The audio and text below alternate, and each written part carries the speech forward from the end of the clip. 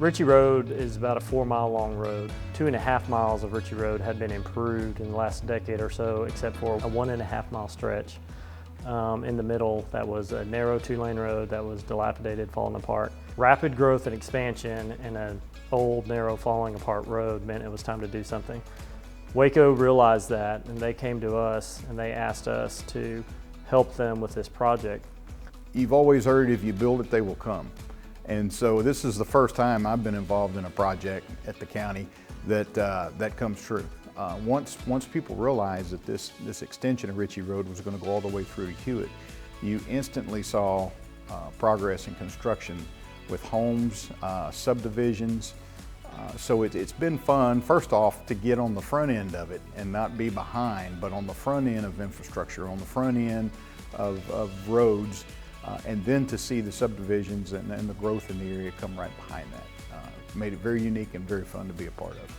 2005, TxDOT did an expansion to Hewitt Drive, FM 1695, but it didn't give us that alternate route.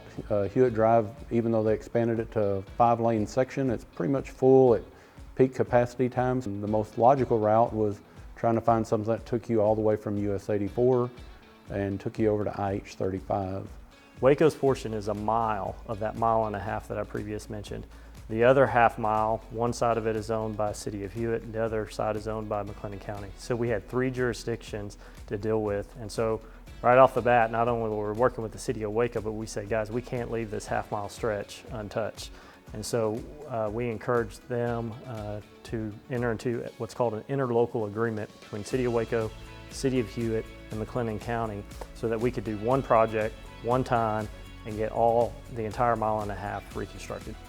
It's not too often that you get multiple entities work together on the same project. The timing worked out that everybody was able to participate on it to get a complete project from one end to the other. I live on Warren Road, which ties directly into this job. So I was going up and down the old Ritchie Road every day for years and watching it, fall apart as Hewitt grew and civilization around us grew. So more and more people were on it every day. And as a contractor, I was relishing the opportunity to have a chance to bid this job, and we were fortunate enough to get it.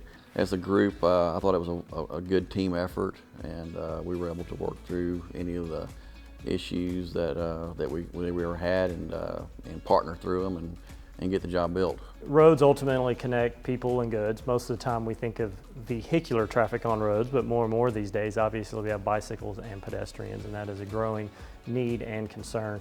So in our design of the road and reconstruction, not only did we widen it to add vehicular capacity, but we also included on the west side a 6-foot wide sidewalk and on the east side a 10-foot wide sidewalk. And the vision on the 10-foot wide sidewalk was for it to be just a little bit wider than normal so that not only could pedestrians use it, but also families with kids on bicycles.